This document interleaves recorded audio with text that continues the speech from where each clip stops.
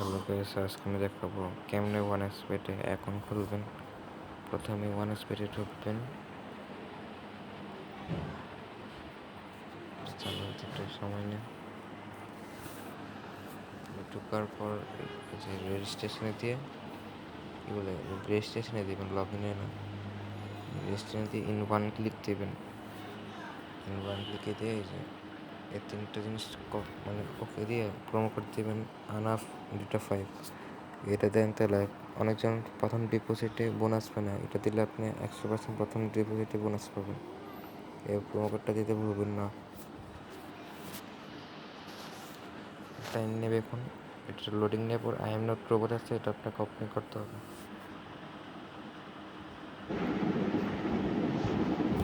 হওয়ার পর আপনার এখানে একটা পাসওয়ার্ড শো করবেন, এটা কপি বা স্ক্রিনশট নিয়ে নেবেন।